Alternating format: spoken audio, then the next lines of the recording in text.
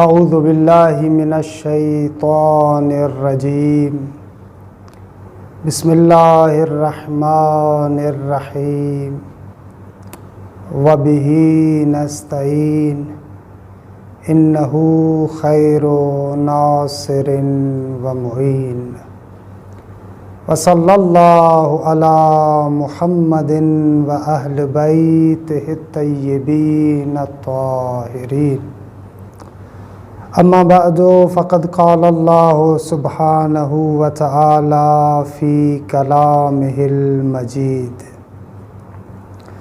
بسم اللہ الرحمن الرحیم وقال انی ذاہب الی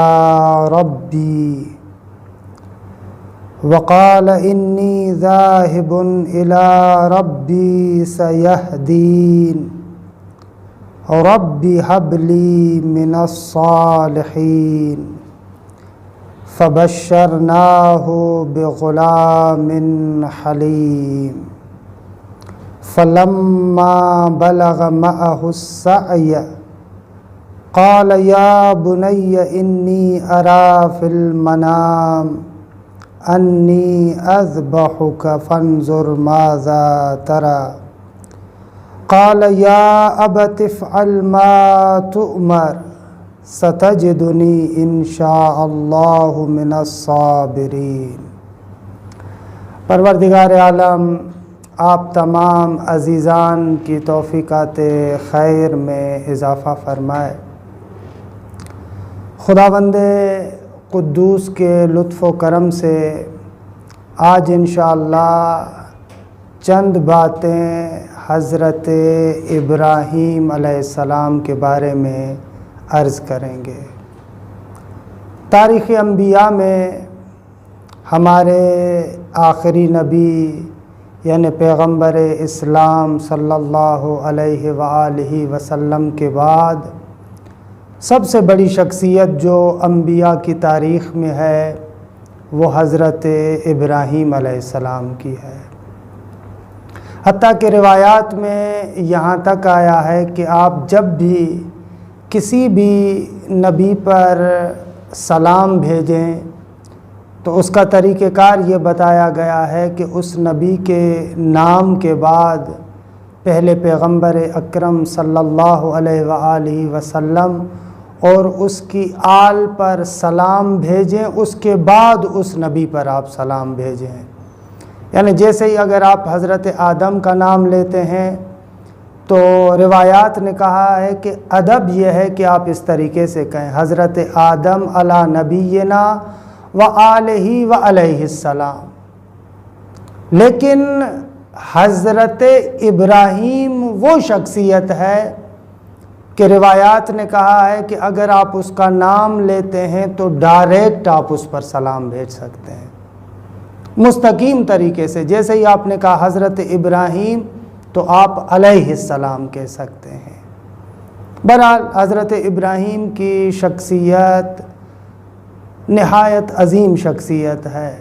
بقول حضرت علامہ طباطبائی رحمۃ اللہ علیہ آپ فرماتے ہیں کہ قرآن مجید میں اگر آپ حضرت ابراہیم کی سیرت کو دیکھیں تو آپ کو حضرت ابراہیم کی سیرت مکمل ایک عبودیت اور بندگی کا سیر محسوس ہوگی۔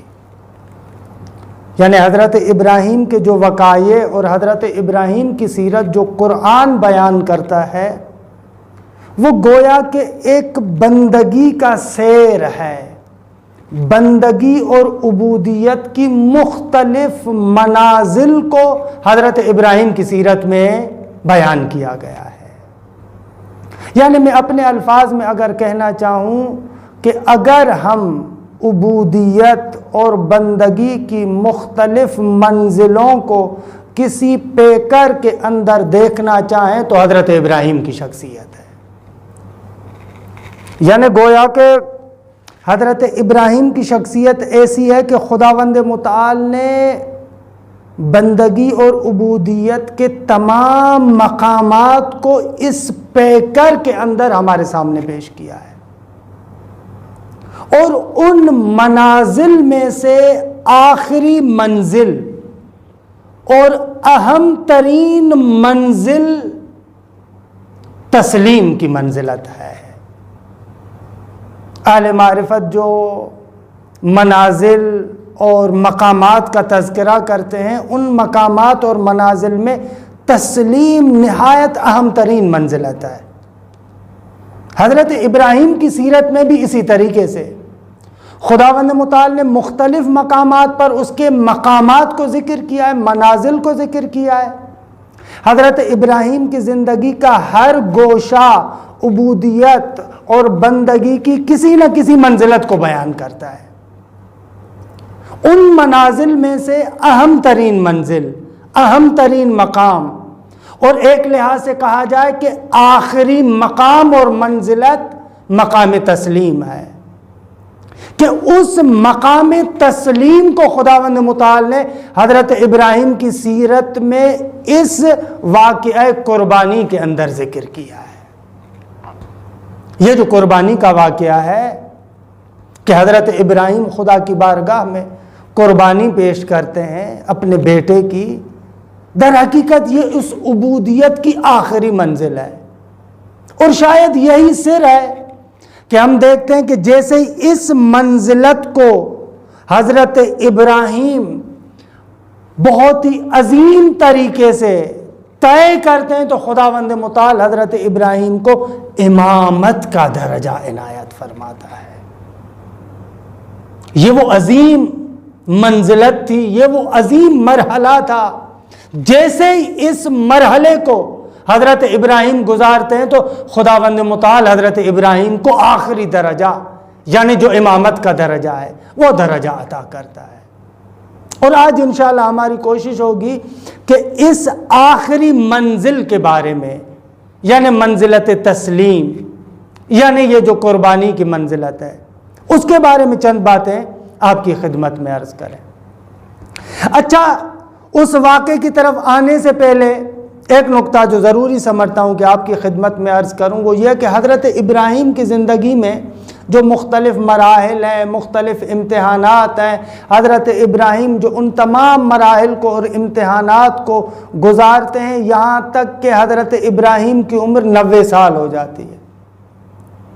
جب 90 سال سے اوپر جاتے ہیں تو وہاں پر حضرت ابراہیم کے دل میں اولاد کی خواہش پیدا ہوتی ہے۔ 90 سال تک حضرت ابراہیم کو اولاد نہیں ہے۔ اب خدا کی بارگاہ میں اولاد کا تقاضا کیا۔ پروردگار عالم نے ارشاد فرمایا کہ ابراہیم، ہم تمہیں اولاد عطا کریں گے، لیکن اس اولاد کی نسبت سے بہت بڑا امتحان بھی لیں گے۔ یہ روایات آل محمد میں تفصیل کے ساتھ قضیہ ذکر ہے۔ اچھا، جب حضرت ابراہیم کو اولاد دی جاتی ہے تو پہلے حضرت ابراہیم کو جناب اسماعیل کی صورت میں بیٹا عطا ہوتا ہے۔ اس کے 5 سال بعد حضرت ابراہیم کو جناب اسحاق کی شکل میں ایک اور بیٹا دیا جاتا ہے۔ لیکن حضرت اسماعیل اور اس قربانی کے قصے کی طرف جانے سے پہلے صرف بہت ہی جلدی میں ایک نقطے کی طرف اشارہ کروں کہ خداوند متعال نے جب حضرت ابراہیم کو بڑے بیٹے یعنی جناب اسماعیل کی بشارت دی تو قرآن میں ایک مرتبہ اس کی بشارت کا تذکرہ ہے، لیکن جیسے دوسرا بیٹا ہے جناب اسحاق 5 سالوں کے بعد ملتا ہے، قرآن مجید میں ہم دیکھتے ہیں کم از کم 4-5 مرتبہ اس کی بشارت کا تذکرہ ہے۔ یہ ایک عجیب نکتہ ہے۔ سب سے پہلے جو بیٹا جناب ابراہیم کو خداوند متعال عطا کرتا ہے حضرت اسماعیل ہے۔ تواریخ میں بیان کیا کہ 5 سال کے بعد جناب اسحاق بھی ملتا ہے، لیکن بشارت کا جتنا اہتمام جناب اسحاق کے بارے میں، اتنا اہتمام جناب اسماعیل کے لیے نہیں ہے۔ اچھا، بہت سارے لوگ یہاں پر سوچتے ہیں کہ اس کا کیا سبب ہے، کیا راز ہے۔ جلدی میں ایک آدھ نقطے کی طرف اشارہ کروں۔ ایک تو عام طور پر جو مفسرین نے لکھا ہے وہ یہ ہے کہ جناب اسماعیل کا پیدا ہونا ماں کے اعتبار سے عادی طریقے سے تھا، یعنی ماں کے اعتبار سے، جناب ہاجرہ کے اعتبار سے عادی تھا، لیکن جناب اسحاق کا پیدا ہونا باپ کے اعتبار سے بھی غیر عادی تھا، کیونکہ 90 سال تک تو عمر پہنچ چکی ہے جناب ابراہیم کی، اور ماں کے اعتبار سے بھی ظاہراً غیر عادی تھا۔ کیونکہ جناب سارہ جوانی میں ہی اولاد کی نعمت سے محروم تھی. اب تو بالکل بڑھاپا ہے کہ قرآن نے نقل بھی کیا کہ میں ان آیات کی طرف نہیں جاتا، لیکن جیسے ہی جناب اسحاق کی بشارت دی جاتی ہے تو جناب سارہ تعجب کرتی ہے. تو اس اعتبار سے بھی کہ ماں کے اعتبار سے بھی غیر عادی تھا اس بچے کا پیدا ہونا، لہذا قرآن مجید میں اس بشارت کا 3-4 مرتبہ ذکر ہے، 4-5 مرتبہ تذکرہ ہے. ایک جو عام طور پر مفسرین نے یہ نقطہ لکھا ہے، لیکن بعض جو اہل بصیرت ہیں وہ لوگ یہاں پر ایک اور نقطہ بھی بیان کرتے ہیں. کہتے ہیں کہ معمولاً جہاں پر حضرت اسحاق کی بشارت کا تذکرہ قرآن ذکر کرتا ہے، وہاں پر حضرت ابراہیم کو اس بات کے ساتھ کہ اسحاق کی بشارت دی جا رہی ہے، اس بات کے ساتھ ساتھ یہ بھی کہا جاتا ہے کہ قوم لوط کو تباہ کیا جائے گا. یعنی قرآن مجید کو آپ اٹھا کر دیکھیں، وہ جو فرشتے آتے ہیں حضرت ابراہیم کو جناب اسحاق کی بشارت دیتے ہیں، جناب اسحاق کی بشارت کے ساتھ ساتھ یہ بھی جملات کہتے ہیں کہ ہم جا رہے ہیں قوم لوط کو تباہ کرنے کے لیے. اچھا، یہاں پر بریکٹ میں ایک جملہ بھی کہہ دوں، جا رہے ہیں حضرت لوط کی قوم کو تباہ کرنے کے لیے، لیکن فرشتے کہاں پر آ رہے ہیں؟ حضرت ابراہیم کی خدمت میں، اس کو گزارش دے رہے ہیں، اس کو بتا رہے ہیں. کیوں؟ اس لیے کہ اس وقت زمین کے اندر جو قطب عالم امکان ہے، زمین کے اندر جو انسان کامل ہے، زمین کے اندر جو ولی خدا ہے، اس زمین میں جو کام بھی ہونا ہے اس کام کو انجام دینے سے پہلے فرشتہ اس ولی خدا کی خدمت میں آتا ہے. اور یہی سبب ہے یہ جو سورہ قدر ہے کہ جس سورہ قدر کے بارے میں ہماری روایات میں بہت زیادہ آیا ہے کہ ائمہ اطہار نے کہا ہے کہ جب بھی آپ ہمارے مخالفین کے ساتھ بحث کریں تو ان کے ساتھ سورہ قدر کے ذریعے سے بحث کیا کریں. ان سے پوچھیں اگر پیغمبر اکرم کے بعد حجت خدا کا سلسلہ ختم ہو گیا تو تا روز قیامت یہ جو شب قدر آتی رہے گی، اور قرآن کہتا ہے کہ شب قدر کے اندر ملائکہ نازل ہوتے ہیں. امام فرماتے ہیں کہ ان سے پوچھیں کہ یہ ملائکہ کس کے پاس آتے ہیں. یہ تنزل الملائکۃ والروح فیہا کی تفسیر کیا ہے؟ بہرحال میں یہاں سے گزروں، حضرت ابراہیم کے پاس آتے ہیں اور آ کر یہ بیان کرتے ہیں کہ ہم جا رہے ہیں قوم لوط کو تباہ کرنے کے لیے. بعض اہل معرفت یہاں پر یہ نقطہ بیان کرتے ہیں کہ حضرت اسحاق کی بشارت کو متعدد بار بیان کیا گیا، لیکن اسی بشارت کو اس بات کے ساتھ مقرون کیا گیا، ملایا گیا کہ ہم لوگ جا رہے ہیں قوم لوط کو تباہ کرنے کے لیے. یعنی دوسرے الفاظ میں خداوند متعال یہ بتانا چاہتا ہے ابراہیم کو کہ ایک قوم کو ہم زمین سے اٹھا رہے ہیں اور دوسری قوم کی بنیاد رکھ رہے ہیں. حضرت اسحاق یعنی بنی اسرائیلی انبیاء کا سلسلہ، حضرت اسحاق یعنی بنی اسرائیل کی بنیاد. اور یہ بھی عجیب ہے، خداوند متعال جب بھی اس روئے زمین سے کسی چیز کو ہٹاتا ہے تو اس کی جگہ پر اس کا نعم البدل لے کر آتا ہے. یہ سنت خدا ہے. بہرحال قرآن مجید میں بہت زیادہ بشارت حضرت اسحاق کے لیے، بہرحال حضرت اسماعیل کے لیے بھی ہے. کافی عرصے کے بعد جب خداوند متعال اولاد کی نعمت سے حضرت ابراہیم کو نوازتا ہے تو پھر اسی اولاد کی بنسبت حضرت ابراہیم سے بہت بڑا امتحان لیا جاتا ہے، واقعاً بہت بڑا. یہ بھی سنت خدا ہے کہ جس چیز سے آپ کا بہت زیادہ لگاؤ ہوتا ہے، جس چیز کے ساتھ آپ کا رابطہ بہت زیادہ قوی ہوتا ہے، خداوند متعال اسی چیز کی بنسبت آپ سے امتحان لیتا ہے. یہ سنت خدا ہے. بہرحال حضرت اسماعیل کی بشارت ملتی ہے اور قرآن مجید اس عظیم واقعے کو مختلف جگہوں پر ذکر کرتا ہے کہ کس طریقے سے حضرت اسماعیل کی ولادت ہوتی ہے. پھر خداوند متعال کے کہنے پر حضرت ابراہیم کس طریقے سے اس بچے کو اور اس کی ماں کو ایک بیابان کی طرف لے کر جاتا ہے. کہ میں اس قصے کی طرف نہیں جاتا، سورہ ابراہیم میں جس کا تذکرہ ہے، سورہ بقرہ میں بھی اس کا تذکرہ ہے کہ یہاں سے بھی اندازہ لگائیں کہ خداوند متعال اس اپنے بندے کو کن مراحل سے گزار رہا ہے۔ وہ باپ کہ زندگی کے 90 سال سے زیادہ جس نے اولاد کے بغیر گزارے ہیں، جب اس کو اولاد جیسی نعمت ملتی ہے خداوند متعال فرماتا ہے کہ اب اس بیٹے کو اور اس کی ماں کو لے کر جاؤ، کسی بیابان میں لے کر جاؤ۔ کہ سورہ ابراہیم کی وہ بہت ہی عظیم آیات ہیں کہ بہرحال وقت ہمارے پاس نہیں ہے کہ میں اس قصے کی طرف جاؤں۔ حضرت ابراہیم حضرت اسماعیل کو اور جناب ہاجرہ کو اس بیابان میں چھوڑ کر آتے ہیں، پھر وہ وقت گزرتا ہے یہاں تک کہ بہرحال اس ولی خدا کی برکت سے وہ جو بیابان تھا، جیسے ہی ولی خدا نے وہاں پر قدم رکھے وہ بیابان سرسبز علاقہ بن گیا۔ یہ ولی خدا کی واقعاً اپنی نعمات ہے۔ اگر کسی جگہ پر اس کا خصوصی ظہور ہو جائے اور کسی جگہ پر اگر خصوصیت سے وہ آ جائے تو اس کے وجود سے بہت ساری برکات آ جاتی ہیں۔ یہ ولی خدا کے وجود کا اثر ہے کہ جہاں پر جاتا ہے اپنے ساتھ برکات کو لے کر جاتا ہے۔ اور شاید یہی سبب ہے کہ روایات میں آپ سنتے ہیں کہ جیسے ہی حضرت ولی عصر ارواحنا لہ الفدا کا ظہور ہوگا تو زمین اپنے تمام خزائن ظاہر کرے گی، آسمان اپنی تمام نعمتیں ظاہر کرے گا۔ یہ اس ولی خدا کی خصوصی نعمات ہیں، اس کے وجود کی خصوصی برکات ہیں۔ بہرحال وقت گزرتا ہے یہاں تک کہ حضرت اسماعیل لڑکپن کے مرحلے تک پہنچتے ہیں کہ اس قصے کو قرآن مجید نے سورہ صافات کے اندر بیان کیا ہے کہ ہم بھی کوشش کریں گے کہ سورہ صافات کی ان آیات کو نہایت اختصار کے ساتھ آپ کے سامنے پیش کریں۔ جب حضرت ابراہیم اپنے علاقے سے نکل رہے تھے، وہ جو لمبا چوڑا امتحان کا مرحلہ تھا، وہ امتحان کا مرحلہ گزار کر اپنے قوم اور قبیلے سے جدا ہو رہے تھے، تو وہاں پر حضرت ابراہیم نے یہ جملات کہے تھے۔ یہاں سے یہ داستان کا آغاز ہوتا ہے۔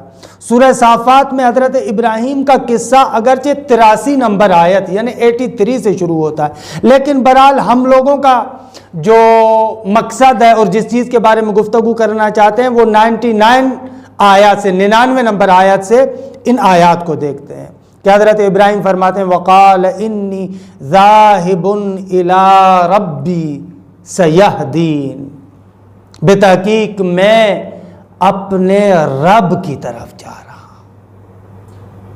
حالانکہ اس علاقے سے نکل رہے تھے، بیت المقدس کا ارادہ کیا تھا، لیکن قرآن مجید یہ نہیں کہتا کہ حضرت ابراہیم نے کہا انی ذاہب الی بیت المقدس، نہیں، بلکہ حضرت ابراہیم کے لیے یہ جملہ آتا ہے انی ذاہب الی ربی۔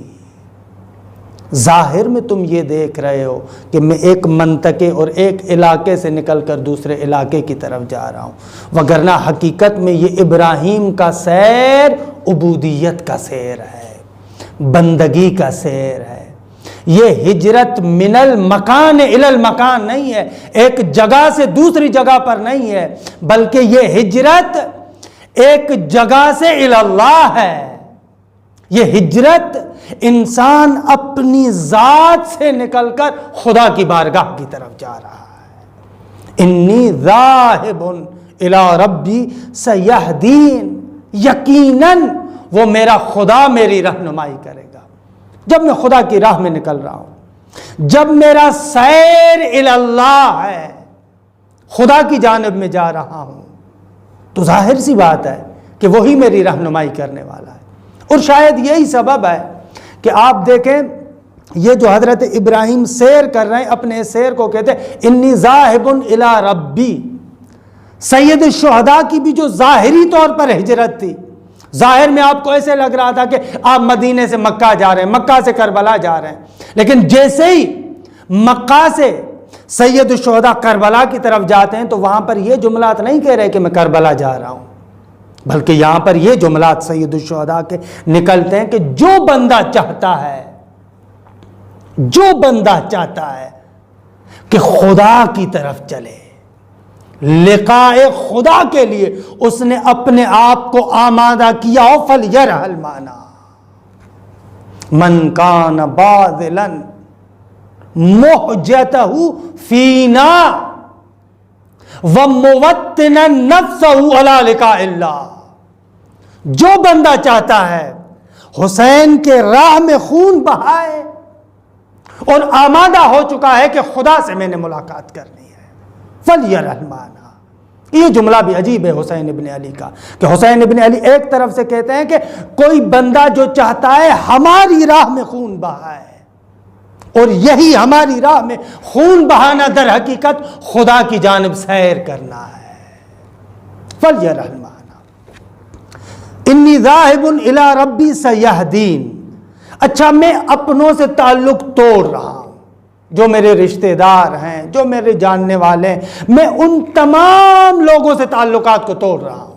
انی ذاہب الی ربی، جب میں تمام لوگوں کے ساتھ تعلقات توڑ رہا ہوں تو یہاں پر حضرت ابراہیم فرما رہے ہیں رب ہب لی من الصالحین، میں ان رشتہ داروں کے ساتھ تعلق توڑ رہا ہوں، لیکن خدایا ان کے بدلے میں مجھے صالحین عطا کر۔ یہ میں تعلق توڑ رہا ہوں، یہ آزر کے ساتھ میں تعلق توڑ رہا ہوں، آزر جیسے جتنے بھی رشتہ دار ہیں میں ان رشتہ داروں سے تعلق توڑ رہا ہوں۔ خدایا ان کے بدلے میں ربی، اے میرے پروردگار، حب لی من الصالحین، صالحین میں سے مجھے عطا کر۔ کہ روایات نے کہا کہ یہاں پر یہ وہ مرحلہ ہے کہ جب حضرت ابراہیم نے اولاد کے لیے دعا مانگی تھی۔ اچھا، قرآن مجید ان تمام مراحل کو بیچ میں سے حذف کرتے ہوئے فرماتا ہے فَبَشَّرْنَاهُ بِغُلَامٍ حَلِيمٍ، ہم نے ابراہیم کو بشارت دی بِغُلَامٍ۔ یہ لفظ غلامن بھی بہت ہی عجیب ہے۔ عربی زبان میں چھوٹے سے بچے کے لیے طفل کا لفظ استعمال ہوتا ہے، بڑے آدمی کے لیے رجل کا لفظ استعمال ہوتا ہے، لیکن جو لڑکپن کے مراحل میں ہو، 12 13 14 سال کے مراحل، 15 16 سال تک کے مراحل، یہ جو مراحل ہیں ان کے لیے لفظ غلام استعمال ہوتا ہے۔ یہاں پر قرآن مجید کہتا ہے فَبَشَّرْنَاهُ بِغُلَامٍ حَلِيمٍ، ہم نے ابراہیم کو بشارت دی بغلام، ایک لڑکے کی، حلیم جو بردبار ہے۔ قرآن مجید میں تقریباً 12 مرتبہ لفظ حلیم استعمال ہوا ہے، ان 12 مرتبہ میں سے 9 مرتبہ خدا کے لیے استعمال ہوا ہے، 3 مرتبہ غیر خدا کے لیے آیا ہے۔ ان 3 مرتبوں میں سے بھی ایک مرتبہ حضرت شعیب علی نبینا وآلہ وآلہ السلام کی قوم نے جناب شعیب کو کہا۔ 2 مرتبہ یا 2 شخصیات ایسی ہیں کہ جن کے بارے میں خود خداوند متعال نے لفظ حلیم استعمال کیا، ایک جناب اسماعیل اور ایک جناب ابراہیم۔ ان 2 باپ بیٹوں کے لیے خدا نے لفظ حلیم استعمال کیا ہے، یعنی بردبار۔ باقی کسی کے لیے بھی خداوند متعال نے قرآن مجید میں لفظ حلیم استعمال نہیں کیا، حتیٰ جناب شعیب کے لیے بھی خدا نے استعمال نہیں کیا، قوم نے ان کو حلیم کہا ہے۔ اور یہاں پر خداوند متعال خصوصیت سے بغلام حلیم، ایک بردبار لڑکا عطا کیا۔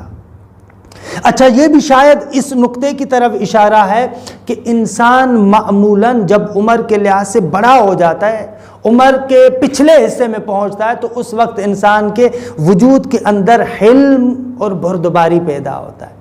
جب جوان ہوتا ہے، نوجوان ہوتا ہے، نوجوانی کے عالم میں حلم بہت کم ہوتا ہے، لیکن خداوند متعال فرماتا ہے فَبَشَّرْنَاهُ بِغُلَامٍ حَلِيمٍ، ہم نے اس کو ایک ایسا نوجوان عطا کیا جو نہایت بزرگ، نہایت بردبار ہوگا۔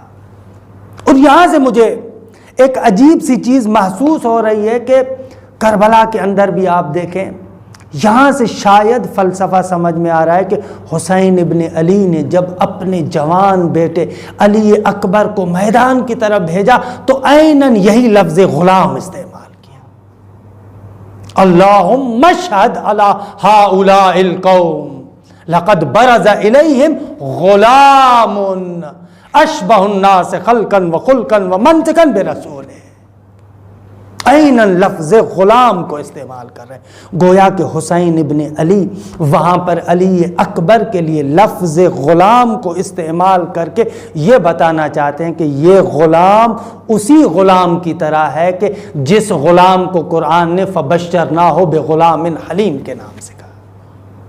البتہ یہاں پر میں یہ جملہ کہہ دوں، غلام ہماری زبان میں قیدی کو کہا جاتا ہے جو خادم ہوتا ہے، لیکن عربی زبان میں غلام نوجوان کو کہتے ہیں، نوجوان کو، فبشرناہ بغلام حلیم۔ اچھا، فلما بلغ معہ السعی، جب دوڑنے کے قابل ہوا، مختلف کام بٹانے کے قابل ہوا، جب باپ کے ساتھ مختلف امور کو نمٹانے میں مددگار ثابت ہوا، جب یہ مرحلہ آیا تو قرآن کہتا ہے کہ جناب ابراہیم نے وہ عظیم خواب دیکھا۔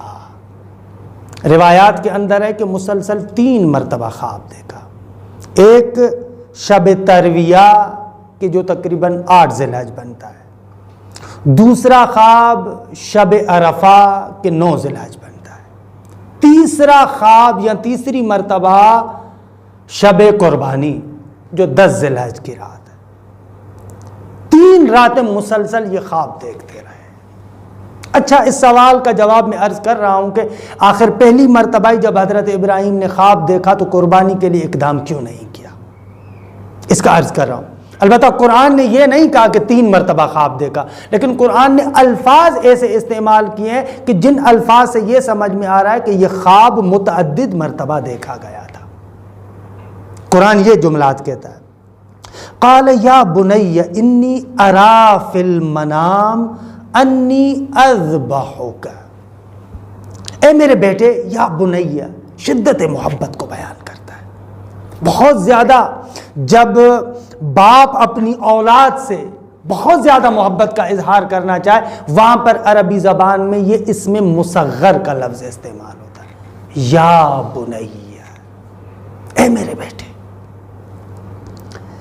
یا بنی انی ارا فی المنام۔ یہ جو ارا کا لفظ ہے عربی زبان میں صیغہ مضارع کا صیغہ ہے، صیغہ مضارع کا لفظ ہے جو تکرار، استمرار اس کو بیان کر رہا ہے، یعنی میں نے خواب میں بار بار دیکھا ہے۔ انی ارا فی المنام، اس ارا کے لفظ میں یہ تعدد چھپا ہوا ہے کہ میں خواب میں بار بار دیکھ رہا ہوں، کیا؟ انی اذبحک، میں تمہیں ذبح کر رہا ہوں۔ اچھا، قرآن مجید کی کسی بھی آیت میں یہ آپ کو نہیں ملے گا کہ خداوند متعال نے ابراہیم کو امر کیا ہو کہ تم بیٹے کو ذبح کرو۔ بیٹے کو ذبح کرنے کا کسی بھی جگہ پر حکم نہیں ہے، امر نہیں ہے، امر کی بات نہیں ہے، کسی بھی جگہ پر یہ قرآن مجید میں نہیں ہے۔ قرآن میں یہ ہے کہ حضرت ابراہیم کو خواب میں ایسا دکھایا گیا کہ خواب میں دیکھ رہے ہیں کہ بیٹے کو ذبح کر رہے ہیں۔ فانظر ماذا ترى، بیٹا تم بتاؤ تمہاری کیا رائے ہے، تم کیا کرنا چاہتے ہو؟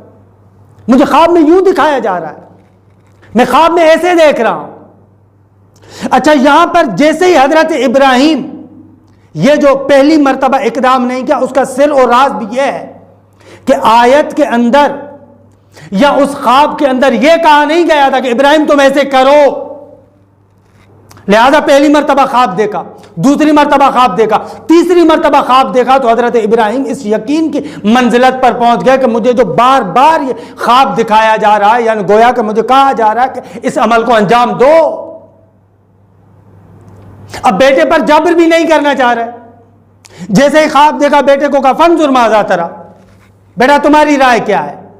اس جملے کے ذریعے سے قرآن یہ بتانا چاہتا ہے کہ یہ واقعہ فقط ابراہیم کی عبودیت اور بندگی اور معراج کا واقعہ نہیں ہے، بلکہ اسماعیل کی عبودیت، بندگی اور معراج کا واقعہ بھی ہے، اس کو بھی شامل کیا جا رہا ہے۔ حضرت اسماعیل پلٹ کے کہتے ہیں قال یا ابت افعل ما تؤمر، جلدی جلدی میں گزروں، وقت بھی گزر رہا ہے۔ حضرت اسماعیل پلٹ کر کہتے ہیں کہ بابا جس چیز کا امر کیا گیا ہے اس چیز کو آپ بجا لائیں۔ یہاں پر بھی حضرت اسماعیل کے الفاظ بہت ہی نپے تلے ہوئے۔ حضرت اسماعیل نے کہا افعل ما تؤمر، جس چیز کا آپ کو امر کیا گیا ہے، یہ نہیں کہا گیا کہ افعل ما رأیت، جو آپ نے دیکھا ہے وہ کریں، نہ، بلکہ افعل ما تؤمرو۔ اگر یہ کہا جاتا افعل ما رأیت، یعنی گویا کہ حضرت اسماعیل حضرت ابراہیم کے بشری جنبے کی طرف ناظر ہے کہ بابا آپ نے خواب دیکھا ہے، چلو جو دیکھا ہے اس کے مطابق آپ عمل کریں۔ لیکن یہ جملہ کہہ کر افعل ما تؤمرو، حضرت ابراہیم کے رسالت والے جنبے کی طرف اشارہ کیا۔ بابا آپ نبی ہیں، بابا آپ رسول ہیں، آپ کو مأمور کیا گیا ہے، جس چیز کا آپ کو امر دیا گیا ہے بابا وہ آپ کام کریں۔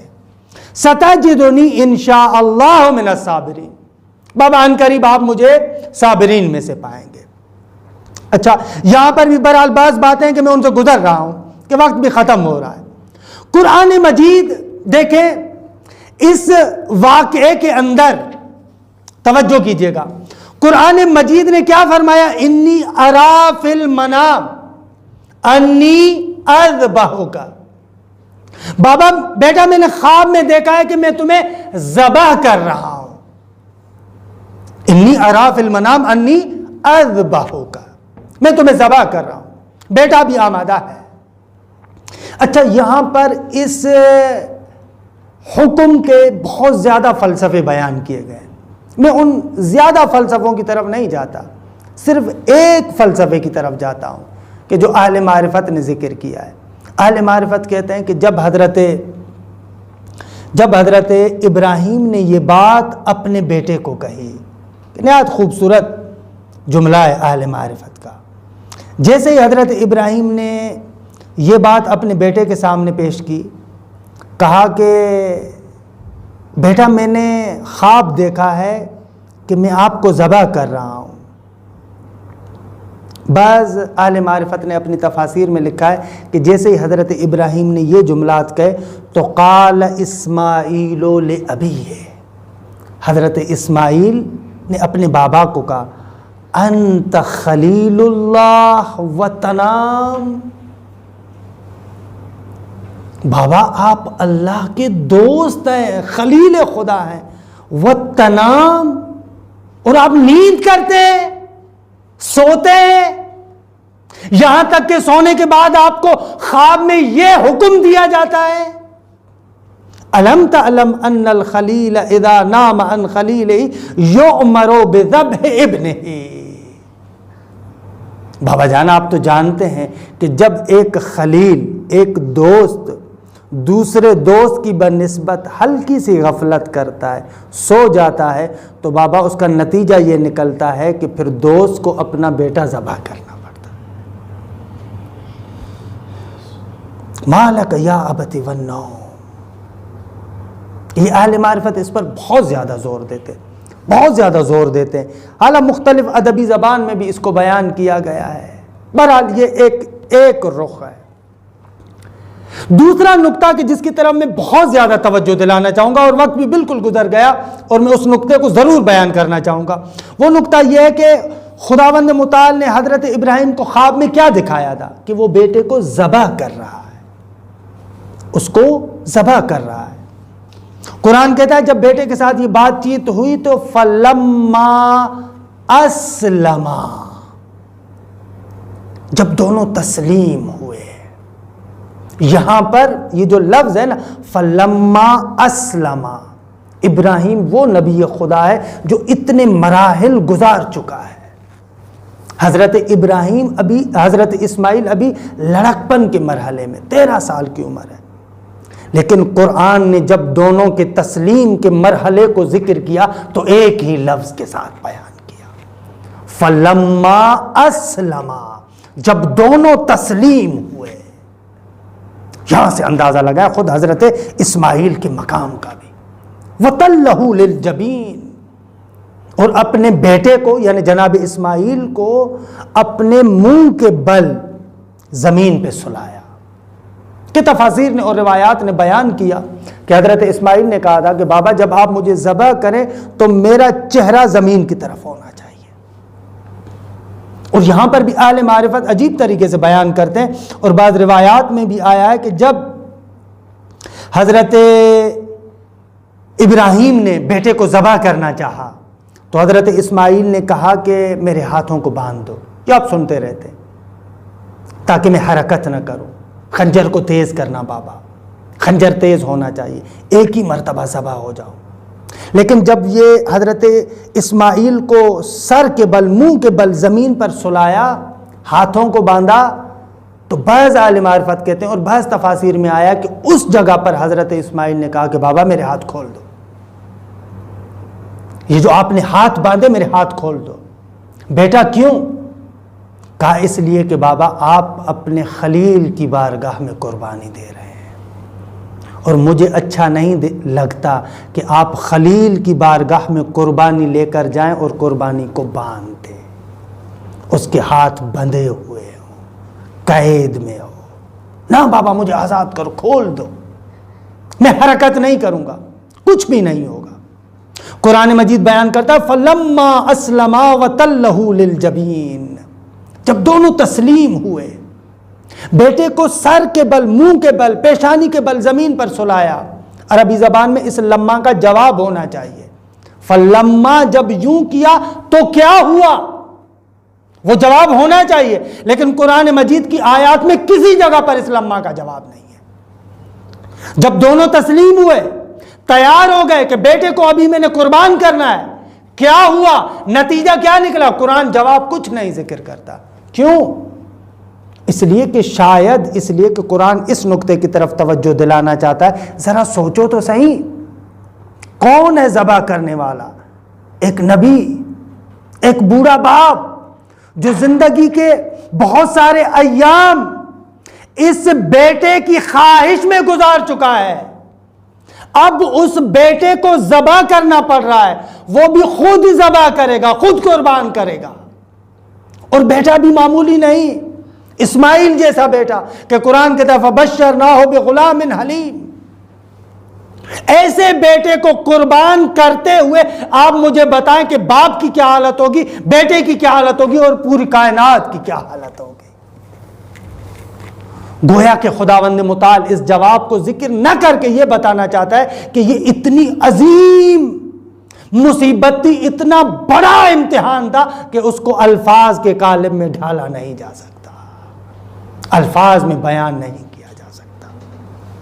وَنَادَيْنَاهُ أَن يَا إِبْرَاهِيمُ، جیسے ہی حضرت ابراہیم نے حضرت اسماعیل کو سلایا اور خنجر چلانا چاہا. روایات میں ہے کہ حضرت ابراہیم نے جیسے ہی بیٹے کے گلے پر خنجر چلایا، خنجر نہیں چلا. ایک مرتبہ چلا، خنجر نہیں چلا. دوسری مرتبہ بہت ہی قوت کے ساتھ چلایا لیکن خنجر نہیں چلا. خنجر چلا تو صحیح لیکن گلا نہیں کٹا. ابراہیم پھر پریشان ہو گئے کہ کیا ہوا، کہیں ایسا تو نہیں ہے کہ میں اپنے امتحان میں خدا نہ خواستہ کہیں پر غلطی کر رہا. تیسری مرتبہ پوری قوت کے ساتھ چلایا. اور بعض اہل معرفت کہتے ہیں کہ یہاں پر اس خنجر سے خطاب کیا کہ تمہیں کیا ہوا ہے، کیوں نہیں گلا کاٹ رہے. تو ایک مرتبہ بعد روایات میں کہ خنجر سے آواز آئی کہ الخلیل یأمرنی والجلیل ینہانی، میں کیا کروں، خلیل کا کہنا ہے کہ گلے کو کاٹو، جلیل کہتا ہے کہ گلے کو نہیں کاٹنا. ایسے عالم میں ندا آتی ہے وَنَادَيْنَاهُ أَن يَا إِبْرَاهِيمُ قَدْ صَدَّقْتَ الرُّؤْيَا، ہم نے ندا دی اے ابراہیم تو نے اپنا خواب سچا کر کے دکھایا. اِنَّا كَذَلِكَ نَجْزِي الْمُحْسِنِينَ، اور ہم اسی طریقے سے محسنین کو، احسان کرنے والوں کو جزا دیتے ہیں. اچھا یہ کذالک کا لفظ بیان کر رہا ہے کہ ابراہیم نہ تو پہلا ہے نہ تو آخری ہے. ہماری سنت ایسے ہے اِنَّا كَذَلِكَ، ہم اسی طریقے سے نجزی المحسنین، احسان کرنے والوں کو جزا دیتے ہیں. نہ تو پہلا ہے نہ تو آخری ہے، تم سے پہلے بھی تھے اور تمہارے بعد بھی آئیں گے ایسے جو ایسی قربانی دیں گے. بہرحال یہاں پر اور بہت ساری باتیں کہی جا سکتی ہیں، لیکن ایک بات کہ جس کی طرف توجہ دلاؤ اور وقت بھی بالکل گزر گیا، وہ نقطہ یہ ہے کہ قرآن نے کہا قد صدقت الرؤیا، ابراہیم تو نے اپنا خواب سچا کر کے دکھایا. حالانکہ خواب میں کیا تھا؟ خواب کے اندر قرآن بیان کرتا ہے یہ تھا انی اذبحک، میں تمہیں ذبح کر رہا ہوں۔ تو یہاں پر حضرت اسماعیل ذبح تو نہیں ہوئے، پر خواب سچا کیسے ہوا؟ پہلے جو خواب کی بات ہے اس خواب کے اندر تھا انی اذبحک، میں تمہیں ذبح کر رہا ہوں۔ اسماعیل ذبح تو نہیں ہوئے، لیکن قرآن کہتا ہے قد صدقت الرؤیا، تو نے خواب سچا کر کے دکھایا۔ خدایا اسماعیل تو ذبح نہیں ہوا، خواب کیسے سچا ہوا؟ یہاں پر اہل معرفت جواب دیتے ہیں کہ یہ پورا مقدمہ میں نے اسی جملے کے لیے ذکر کیا تھا جو قربانی کا فلسفہ بھی ہے۔ یہاں پر اہل معرفت کہتے ہیں کہ نہ، ابراہیم کو جو قربانی کرنی تھی ابراہیم نے وہ قربانی کی۔ کون کہتا ہے کہ ابراہیم نے قربانی نہیں کی؟ ابتدا سے قرار یہ نہیں تھا کہ قربان اسماعیل نے ہونا ہے، بلکہ مشیت خدا کے اندر آغاز سے یہی چیز تھی کہ ابراہیم کے دل میں جو بیٹے کے ساتھ تعلق ہے اس بیٹے کے ساتھ تعلق کے گلے پر خنجر چلانا ہے، قربانی کرنی ہے۔ لیکن ظاہر میں اسماعیل کے گلے پر خنجر نظر آئے گا، لیکن حقیقت میں جو چیز خدا یہاں پر قربان کروانا چاہتا ہے وہ یہ ہے کہ حضرت ابراہیم کے دل کے اندر جو بیٹے کی نسبت سے تعلق ہے اس تعلق کو بھی قربان کیا جائے۔ اب یہ ہے قربانی، اور قرآن اس کے بارے میں واقعاً حق بیان کرتا ہے کہ قد صدقت الرؤیا، ابراہیم تم نے اس تعلق کے گلے پر خنجر چلا دیا۔ واقعاً یہ جو معمولی ترین تعلق تھا بیٹے کے ساتھ، اس تعلق کی بھی ابراہیم کو قربانی دینی پڑی۔ جب ابراہیم نے اس تعلق کی بھی قربانی دی، یعنی دوسرے لفظوں میں جتنی بھی خواہشات تھیں، جتنے بھی تعلقات تھے، ماں سوى اللہ کے گلے پر جب ابراہیم نے خنجر چلایا تو خدا نے کہا قد صدقت الرؤیا، تو نے واقعاً خواب کو سچا کر کے دکھایا۔ ابراہیم تو نے قربانی کی، واقعاً تو نے قربان کیا، جو ہم چاہ رہے تھے کہ قربان ہو وہ قربان ہو چکا۔ اس کے بعد قرآن سورہ بقرہ میں ارشاد فرماتا وَإِذِ ابْتَلَىٰ إِبْرَاهِيمَ رَبُّهُ بِكَلِمَاتٍ فَأَتَمَّهُنَّ فَقَالَ إِنِّي جَاعِلُكَ لِلنَّاسِ إِمَامًا۔ ابراہیم جب تو نے یہ سارے مراحل گزارے، جب اس قربانی کو بھی تو نے انجام دے دیا تو إِنِّي جَاعِلُكَ لِلنَّاسِ إِمَامًا، ہم تمہیں مقام امامت تک فائز کر دیں۔ اور شاید یہی راز ہے کہ امامت اس قربانی کے ساتھ جڑی ہوئی ہے۔ روایات میں کہ کربلا کے بدلے میں سید الشہداء کو جو چیزیں عطا ہوئیں ان چیزوں میں سے ایک چیز یہ ہے وَجُعِلَ الْإِمَامَةُ فِي ذُرِّيَّةِ الْحُسَيْنِ۔ اتنی بڑی قربانی کے بعد تا روز قیامت خداوند متعال نے منصب امامت صلب حسین ابن علی میں رکھا۔ واقعاً عزیزان من، یہ قربانی کا در حقیقت ہمیں جو درس دیا جا رہا ہے، قربانی ابراہیم یعنی تعلقات کی قربانی، قربانی ابراہیم یعنی انسان اپنی تمام خواہشات کے گلے پر خنجر چلائے، اسی محبوب کا خالص بن جائے۔ پھر خدا نے کہا کہ یہ ہم نے کسی کے ساتھ مخصوص نہیں کیا، جو بھی اس طریقے سے کرے گا اِنَّا كَذَلِكَ نَجْزِي الْمُحْسِنِينَ، ہم احسان کرنے والوں کو ایسے جزا دیتے ہیں۔ واقعاً عزیزان من، اور یہ روایات میں جیسا کہ ہے کہ بہرحال اس طرح میں نہیں جاتا کہ قرآن بھی جو کہتا ہے إِنَّ هَذَا لَهُوَ الْبَلَاءُ الْمُبِينُ، کہ واقعاً یہ کھلا ہوا امتحان تھا، بلائے مبین ہے۔ وَفَدَيْنَاهُ بِذِبْحٍ عَظِيمٍ، یہ قربانی کا ایک مرحلہ تھا، لیکن اسی قربانی کا اعلیٰ ترین نمونہ کربلا کے اندر نظر آتا ہے کہ بہرحال یہ ایک جداگانہ داستان ہے۔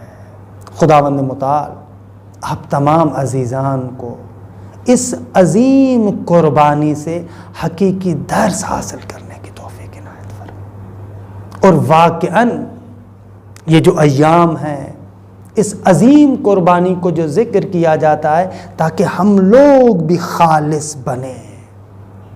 فقط کسی جانور کے گلے پر خنجر چلانے کا نام تو قربانی نہیں ہے۔ قربانی در حقیقت وہ ہے کہ انسان اپنی خواہشات پر، غیر اللہ کے تعلقات پر، جہاں جہاں میں جڑا ہوا ہوں وہاں مجھے خنجر چلانا چاہیے، اس چیز کو قربان کرنا چاہیے، تب جا کر حقیقی قربانی کرنے والے ہم قرار پائیں گے۔ خدایا تجھے واسطہ اپنے عزت و جلال کا، خدایا تجھے واسطہ اس عظیم قربانی کا ہمارے اندر بھی اس قسم کی قربانی کرنے کی توفیق عنایت فرما۔ وصلی اللہ علی محمد و اہل بیتہ الطیبین الطاہرین۔